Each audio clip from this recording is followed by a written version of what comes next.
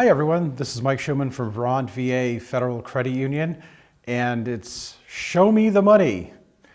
Welcome back. I hope you've enjoyed the prior episodes, and it's time for a new episode. And we're going to start with today's headlines. And the headlines, and these are all from our Facebook page for the most part. And if you are interested in liking our Facebook page, it makes a lot of sense. On a daily basis, we have all kinds of good personal finance information that will hopefully benefit you at some point in time. There's always interesting information. And so as an example, we're going to start with this. Vermont VA Federal Credit Union, obviously, as a community credit union, you can join if you live, work, worship, or attend school in Orange or Windsor County in Vermont, or Grafton or Sullivan County in New Hampshire. And just open a savings account, and then you have a variety of options to and products and services. So the first thing that ties into that is credit unions beat banks in all fee categories. So once again, you can be a member owner of a credit union, or you could be a customer of a bank. Customer of a bank, they have a tendency to charge more in fees, higher rates for loans generally, and lower rates for savings, CDs, money markets, etc. So that's the first thing that's on our Facebook page. Please check it out. Go to Facebook and look for Vermont VA Federal Credit Union. Next thing, 1 in 3 Americans have saved $0 for their retirement, and the average American has $5,000 saved in their retirement. Think about that, $5,000 in your retirement, that is not going to last very long. Your retirement is intended to last a long time. And if you have $5,000 in there, if you have $0 in there, it's not going to last long at all. So part of what we're going to talk about today is finding ways to save, to invest, to achieve your goals. One of the things on our Facebook page is how much should you have saved for retirement?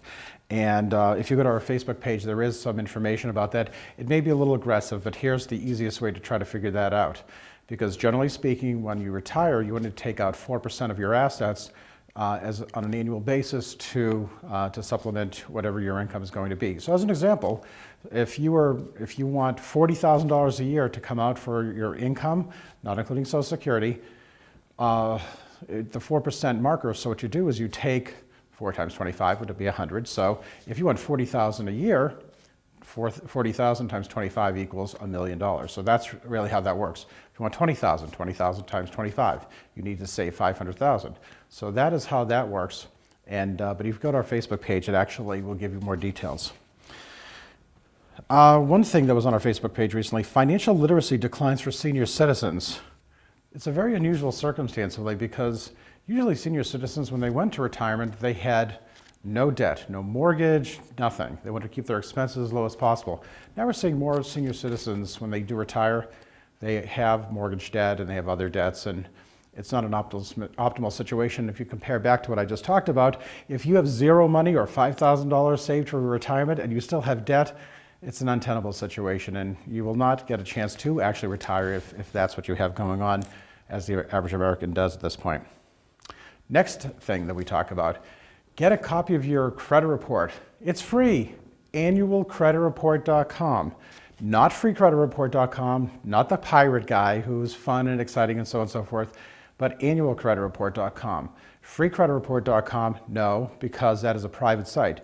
Annualcreditreport.com, that was mandated by the US government about 10 or so years ago, so every American get a copy of their credit report from each of the 3 credit bureaus. So you can do that just to see what's going on. You will not get your credit score. You can get your credit score, but it costs a little under $20 for each of your credit scores from TransUnion, Experian, and Equifax. Best way to save, once again, on our Facebook page: automate your savings. Even if it's a small amount, get started. Even if it's $10, $50, whatever it is, automate it. So it could be in your 401k, it could go into a savings account, whatever it is. Get into the habit. You get into the habit, it becomes a positive habit, and then it can grow from there. If you're young, start with a savings account. If you have a 401k or at work, you can utilize that. You can utilize a Roth IRA. I recommend for people who are young to start out and put money into the stock market. Invest in a low-cost mutual fund, like an index fund, and that will, over the long haul, carry you and serve you well. If you are 25 years old and you have, you see where the stock market is going to be 40 or 45 years from now, we don't know. But I can tell you where it was 45 years ago.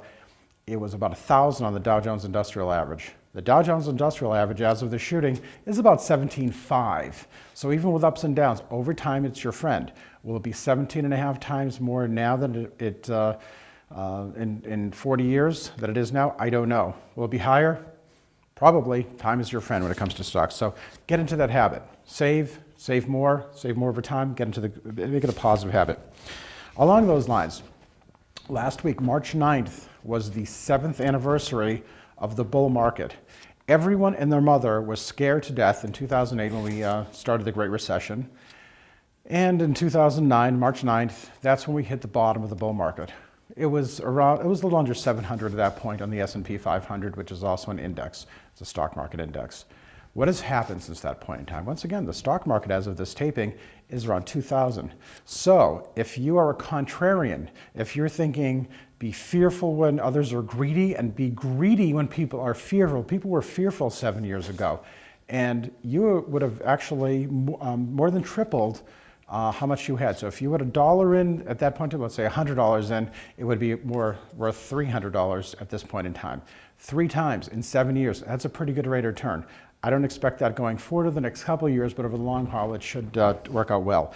So what you want to do is save, invest, take advantage of dips, but at the end of the day, if you want to reach your financial goals and have more than 0 in retirement and have more than 5,000 in retirement, that's what you need to do. One of the things on our Facebook page, what I found very interesting is a perfect 850s credit score possible? The reason I found this fascinating is because credit scores, which go from 300 to 850 in theory, I've never seen an 850. I've seen an 841. That's the highest I've ever seen. And what they do is they show score factors, why you're not at the 850 level. Well, an 841 credit score had no score factors, so why were they not at 850? I don't know. Supposedly 1% of people will have an 850 credit score. I've just never seen that. And maybe it's less than 1%, but at the end of the day, is it possible? In theory, go check our Facebook page because you'll see that story and then you can see. But the bottom line is I've never seen one. I don't know if I'll ever see one. Doesn't mean that people don't have excellent credit and excellent credit scores. A lot of people do. And if you don't, you want to certainly get it as high as humanly possible. Some people consider it a challenge, actually. And here we are. We're closing in. And by the time you see this, if you haven't done your taxes, you're going to have to. So we're into tax time, and this is something that was on our Facebook page as well. And there's some key things to look out for now and also in the future. First and foremost, you may not have to file taxes, which is nice. And here's when you don't have to file. So listen to this entire thing. Don't hear just the headline that you may not have to file. If you earn less than $5,700 or less than $9,350 and are claimed as a dependent, you don't have to file. But if you have unearned income from interest or dividends of more than $950, then you have to file, or your parents will have to file on your behalf. So that's first of all. Second of all, if you earn less than $62,000 last year, you can file for free. And if you go to our website to check out this story, there's a link to an IRS, it'll link you to the IRS, irs.gov, and then there are a whole bunch of slashes and so on and forth, UAC, free file, do your federal taxes for free, etc. There are a variety of software firms that have made arrangements with the IRS if you make $62,000 or less, so you don't have to pay anything like a TurboTax or Quicken or so on and so forth. Excuse me, Quicken owns TurboTax. So there are a variety of, I think it's TaxCut is another one. So choose the ones that you want, but once again, you can't beat free, okay? There are a variety of other places where you can get it. Colleges can have you, they can provide free tax assistance, etc. There are a variety of sources, okay? But definitely check our Facebook page so you can check that link. Number 3, the goal is not to get a refund. I talked about forced savings, but that's forced savings that's automated and not because you're overpaying the government. You're giving the government, in Vermont as an example, and the federal government, you're giving them a tax-free loan.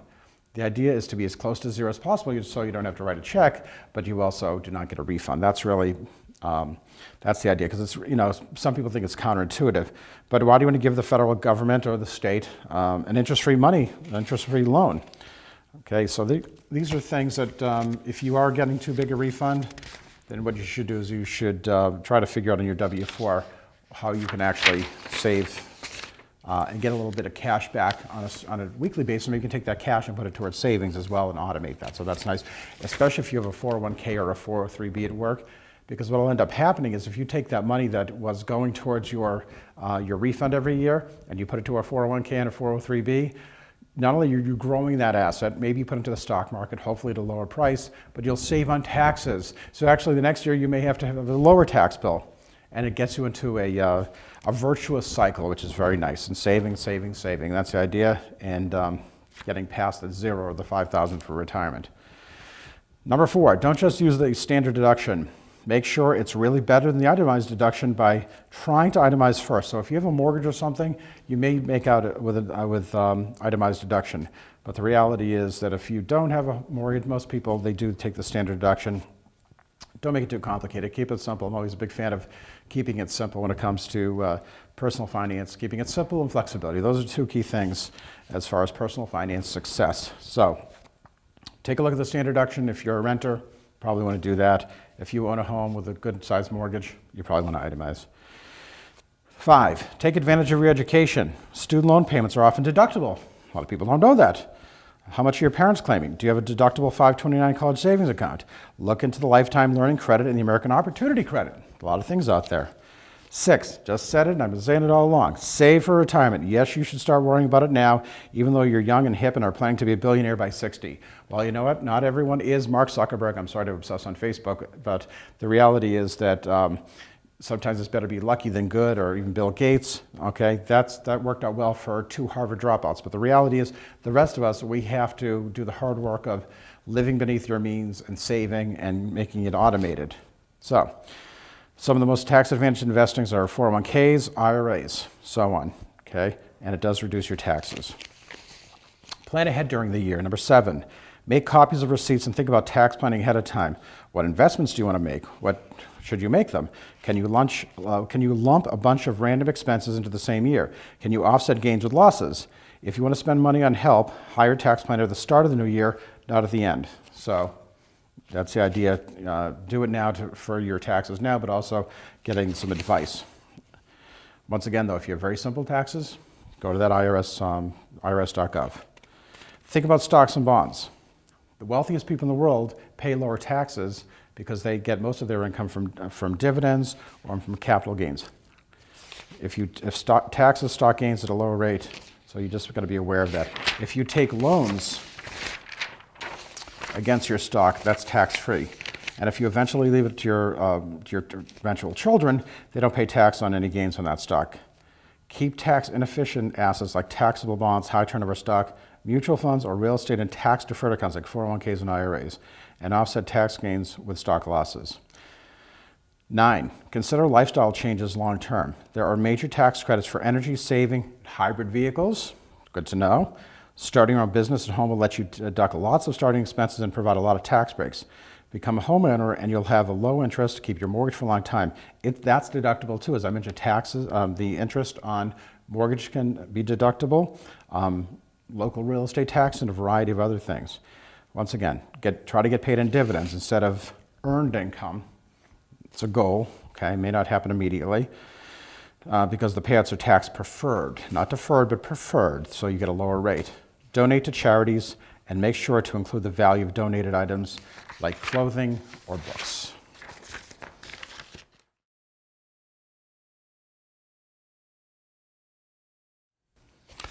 Welcome back to Show Me the Money. I'm Mike Schuman of Vermont VA Federal Credit Union, and we've been talking about a variety of things. We just talked about taxes, because it is the time of year for taxes, and also for savings, automate your savings, so on and so forth. So tied into that, the next discussion is get into the savings habit, okay?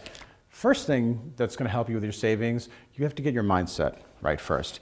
The key to developing a savings habit is your mental approach. The barrier usually is not so much about making the changes needed to save, but about getting sucked into the mindset of feeling deprived. Once you get to this stage, you're more likely to splurge and blow the savings on something you may later regret. If you're trying to develop a daily or weekly habit of ditching the morning coffees or paying bills on time, for example, then a habit tracking app like CoachMe might help. Set your own personal goals, which you check off every day on your phone, and get reminders, encouragement, and a way of watching your new practice become a daily habit. If you feel that you're making progress towards solid goals, saving is much easier. Have savings goals you agree on with your family. Use trackers online or using a pen and paper. Whatever works for you is really the key. When you have, people have different styles of what they do with money. And as long as it's successful, utilize it. And if it's not successful, go to someone who is successful. Utilize resources, like a credit union. Watch your money grow, that's the idea. Your credit union might offer savings tracking apps and online tools, or try Mint as a great way to keep all your goal setting and money tracking in one secure place. Use the tools that you have. Depending upon your employer, there may be very simple ways you can get into the savings habit by having money assigned at source to various types of savings, rather than physically needing to manage it yourself. I've been mentioning it. 401k plans are especially good to help you squirrel away some of your savings for later. First of all, reduces your taxes that I mentioned, but most employers match the amount you put in. So if you put in 6% and they match either 100% or 50%, that means you're getting free money. Are you going to throw away free money? No. Take it. Your employer's giving it to you. It's essentially they're giving you a raise. And you're either accepting that raise or you're declining that raise, and it's your choice. Choose to accept the free money. It's a nice deal. So you obviously want to squirrel away some of those savings for later, with the added advantage of removing temptation by having the cash taken from your pay before you ever see it. Check out whether your employer will match contributions, as I just mentioned, to make your money go even further. Your workplace may offer an ESOP. An ESOP is an employee stock ownership plan. This can be an efficient way to save, although you should be aware of sinking too much money into a single asset, like a company stock. There's a rule of thumb, 5%, maybe 10 at the outside of your assets should be in a single company stock, especially if you work there. I always think back to MCI, WorldCom, and Enron. They were encouraging employees to buy stock. Buy 80%, 90%. Well, when they each went bankrupt, the people not only lost their jobs, they lost a huge proportion of their wealth. So they lost their income, they lost their assets, and that is a bad situation to be in. 5% is preferable. If you really want to push it, maybe 10%, but you really don't, but you want to be careful, okay? Ask your manager or your HR department what policies they have that can help you. Reimbursements on tuition fees, mobile phone bills, commuting or parking costs. You might find the answer in your savings problem buried in your company's benefit handbook. So take a look at that. A little less likely around here as far as things like parking costs and so on. But those are things, QTEs, qualified transit expenses, that are out there. Number 3, reframe it. If you're struggling to convince yourself or a family member that it's worth saving, then it may help to reframe what you're trying to do. Think of your progress in terms of percentage changes, for example. If you're saving $500 for a holiday and can manage to stash away $25 a week, then every week you're 5% closer to your goal. Not bad. Quite quickly, you will be a quarter of the way there, then halfway, and so on. Sometimes seeing progress expressed in this way can help motivation, and that's the idea. You want to change the mindset and you want to see progress. Another approach is to think about the time value of what you can save. If I told you that you need to start saving 20% of your income, you'd say to me, no way, it's impossible, or that amount was much too high. However, if you think of this as working a day a week towards your family's future, or that dream home or holiday, it may become more palatable. And probably a better approach is that you start small and you work your way up. 20% is an awful lot to ask of folks. But if you start at 5 and you move to 6 as you get raises, so on and so forth, it's a different story. Essentially, you want to mentally picture the money that you're earning not going into a generic pot to pay bills or rent, but as a step closer to your savings goal. Even if you can only manage a half day a week or less, it will make the work during those few hours feel somewhat more valuable than the rest of the week. Number 4, make it non-negotiable. One tactic some people claim works for them is freezing their credit cards in a large block of ice. I happen to be a fan of that. Meaning that any spending has to wait until the card has defrosted. You can't put it in the microwave, you can't cheat because then it loses the magnetic strip. So you have a good chunk of cooling off time to stop impulse purchases. So that's an option for you. Sometimes it could be easier doing that or just putting it into a drawer, but don't keep it in your wallet because otherwise you may get impulse purchases. If this is too extreme, then there are, of course, other ways to be strict with yourself. One of the basic principles of personal finance is to pay yourself first. You're going to hear this all the time. Pay yourself first. If you have some money that could be used as savings, but somehow find that by the end of the month it has evaporated, then arrange an automatic payment of your chosen amount into savings on payday. Pay yourself first. Automate it. You do that, you're going to be in good shape. There's some of these personal finance tidbits are repetitive, but they work. That's why. Automating your savings habit means that you can't conveniently forget your personal commitment. You could also consider banking any pay raise you get, as I mentioned. If you get a raise of a certain amount per month, then set up a direct debit for the equivalent savings. Okay? You'll never get a chance to get used to having it, and so you won't miss it when it's gone. So when you get a raise, take advantage of that opportunity to take all of it or a portion of it, because this is new money, it's found money, and you put it away into your savings or your 401k, preferably your 401k, especially if you're getting a match. Number 5, don't forget the little things. Not all the ideas here will suit everyone, depending upon your personal preference and financial situation. However, whatever your cash flow, don't forget the little things that add up. Keep a coin jar for spare change, or else for money you have mentally saved. For example, buy brown bagging instead of buying lunch at work. If you buy lunch at work every day, odds are it's going to be more than $5 and probably closer to $10 every day. 260 days a year. 260 days times $10, that's $2,600. That's not bad. You put that into an IRA, over time that's going to be worth a substantial amount of money. So that's one option. Buying a cup of coffee as opposed to getting a coffee maker at home and buying coffee, well, it's $2 to $3, sometimes more dollars a day. Once again, buying coffee, that is $780 at $3. If it's $4 for the fancy lattes, that's $1,000. So far, $1,000 plus your lunch, that's $3,600. That's a lot of money. You save that over a period of time, especially if you're young. You're going to have a nice asset if you save it and you invest it. So that's pretty nice, because you know what, that coffee, you're not going to remember the coffee from 10, 15, 20 years ago or the lunch from 10, 15 years ago, but you see an asset growing. That is powerful, and you're going to feel really good about what you've done. Choose a specific coin to save every time you spot one in your change. Even just saving all the quarters you come across adds up and helps the savings habit to develop without you even noticing it. Whatever it takes, these are techniques just to, maybe a game even. So whatever, call it a game, call it whatever you want. The idea at the end of the day is to reach your goals. There's an old saying which reads, the best time to plant a tree was 20 years ago. The second best time is now. If you're putting off saving, then these simple tricks might be enough to get you building some momentum. Developing a routine of saving is one thing we can all do, whether it's to spend on a specific holiday or event, or to help fund a secure long-term future. It's one habit that you do not want to quit.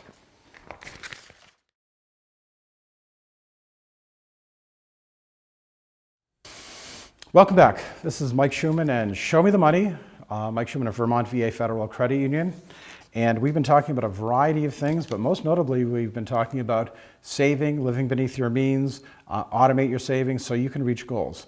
One of the reasons is because we talked about a headline which shows that too many Americans have zero saved for retirement, and on average they have $5,000 saved for retirement, and that's way too little to even consider retirement.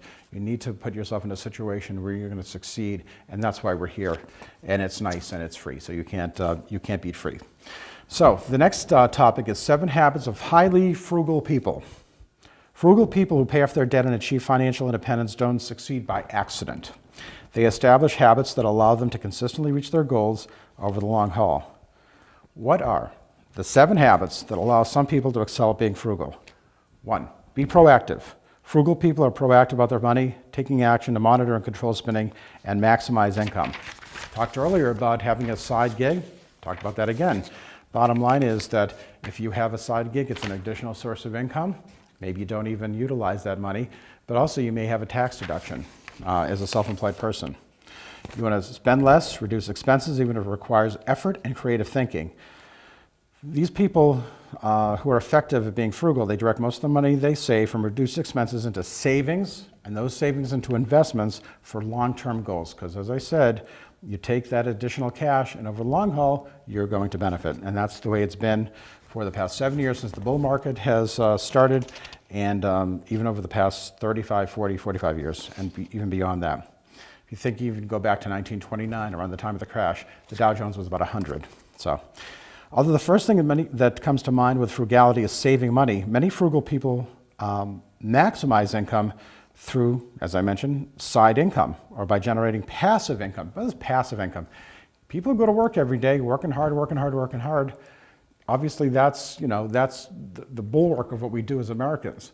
But what about those people who get income from dividends from owning stocks? That's passive income, which is nice. Another reason you want to save and invest. What if you own rental real estate? Once again, that's passive income. Not that you didn't work in a variety of ways to get that asset, but that asset is someone's living there paying you rent. That's nice. That's nice income, and you can get some tax benefits out of that as well. In addition to controlling your spending, those side gigs are nice. An extra dollar saved or an extra dollar earned both contribute favorably to your bottom line, and that's what you want to do. That's how you keep growing things. Frugal people know how much money they have coming in and how much is going out, often with great precision. Now, that's a little obsessive, but that can be true. This is accomplished by creating and following a budget and proactively monitoring spending. They focus on what they can control within their budget to achieve financial success. Number 2, begin with an end in mind. As I mentioned before, there's a way to figure out how much you need for retirement based on the figure where the income that you need times 25. Okay, so that's how you get to the goal pretty easily. Why do frugal people work so hard to control spending and keep track of their money? Are they simply not interested in buying things? No, it's the opposite. They want to buy things. Savings and investing are not about spending. They're about not spending now. They are about spending in the future. That's what it is. You're going to spend the money, or you're going to give it away to family members that you love, etc. But the reality is you're going to spend. It's just a matter of when. Beyond that, they also want to reach the financial independence so that they can travel or launch a second career or have plenty of money to buy the things that matter to them. Frugal people are willing to worry about money now so they don't have to worry about it later. Surprisingly, many frugal people care more about their time than their money. Saving money buys financial independence, which buys time to do whatever they want. Freedom. That's what we always talk about, freedom. That's part of freedom in America, is that you have enough money so that you can do what you want. It's your call. And there's a great personal finance host called Bob Brinker who talks about critical mass. You want to have that critical mass of money so that you can do what you want. It's your call, which is nice. They don't want to be locked into working at a job until they reach old age. And those people with zero money saved or average of $5,000 saved, they will be working. And I've seen people in their 70s and 80s who have to work, and that's very hard. It's really hard on them. And people who do it out of choice, that's great. But people have to do it out of necessity because they didn't save, and it's actually somewhat sad. So you don't want to be in that situation. Frugal people begin with an end in mind. The end they want to achieve is financial independence, so they get that freedom. With that in mind, they have to make a plan to reach the goal and follow it every day. The sacrifices along the way are worth reaching that goal. Number 3, put first things first. What is the first thing you pay every month? Do you pay your mortgage? Do you pay your utility bill, your car payment? Frugal people pay something else first, themselves. They pay themselves first. That's why we talk about automation. You want to make sure you're automating your savings so you are actually paying yourself. Yes, you need to pay your mortgage because you need to have a place to live. Yes, you need to pay your car because you need to get to work and you need to have that freedom to get around. You need to pay those things. But this is what the idea, this is the strategy. You invest in your retirement fund or other savings accounts first. Then you pay other bills using the money that is left. By the way, you also want to pay those other bills because you want your credit score to be good so you can actually borrow if you need to borrow again in the future for whatever reason. Give yourself that option. Once again, flexibility is very important. Okay? Most people pay their bills first and then save or invest if there's any money left. They have it backwards. Frugal people realize that having money to invest is the most important priority, and they take care of that priority first. If there's not enough money left to pay the bills, then frugal people find ways to make their bills smaller so they can fully fund their investment goals. Fourth, think win-win. Frugal people find plenty of win-win situations for their money. For example, why do many of them prepare most of their meals at home instead of dining out, as I just discussed? You do that for lunch. You're going to save about $2,600 a year. That's a lot of dough. Of course, making food at home is cheaper than paying the bill at a restaurant, but eating at home is healthier as well. The benefit of making your own food goes beyond just saving money. Buying a smaller house is less expensive than a larger house, and it costs less for maintenance, insurance, heating, cooling, lighting, taxes, real estate taxes. In addition to lower initial price and reduced ongoing cost, a smaller house also takes less time to clean and maintain, freeing up time for other activities. Most win-win scenarios involve not just price, but value. Frugal people consider the overall value that a purchase would provide throughout its life, including hidden expenses and potential benefits. Frugal people are willing to spend money to get a good value, and they shop around and use coupons to get the best deal they can on the right item. Number 5, seek first to understand, then to be understood. Most frugal people don't start out being frugal. They start out as normal spenders, rack up credit card bills and student loans like most people. And over time, they come to understand that spending and debt are not the right path to contentment. No one is happy when they're in debt. So they want to be in control. Earlier episode, we talked about take control. Well, this is how you take control. They realize that sometimes less really is more, at least when it comes to debt and spending. Frugal people reach an understanding of how much stuff they need to be happy, which is often far less stuff than most people think they need to be happy. Frugal people make spending decisions in terms of needs and wants, while most people think primarily in terms of having more and better stuff than their friends and neighbors.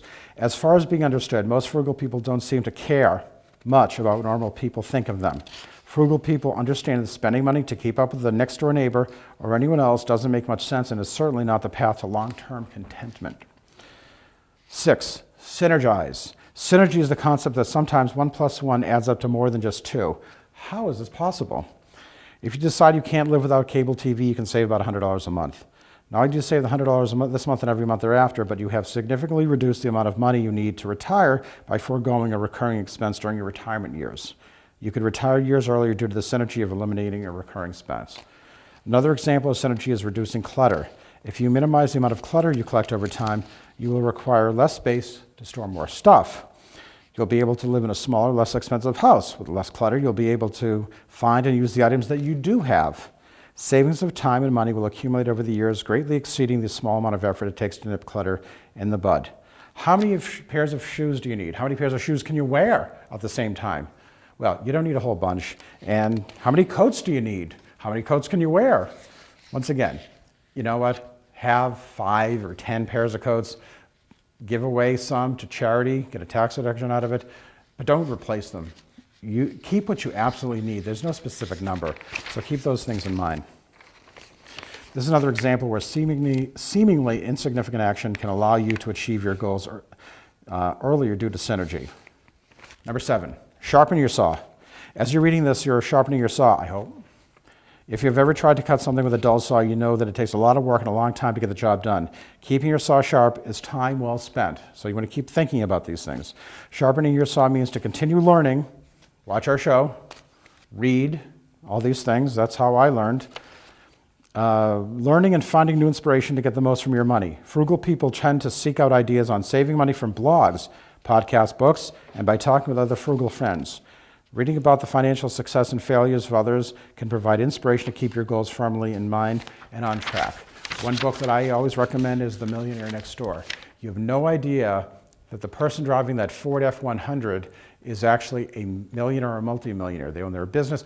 You read that book and you'll find out that the person next door, the only distinction between you and them may be that they do own their own business. They live frugally. They live beneath their means. They save and they invest.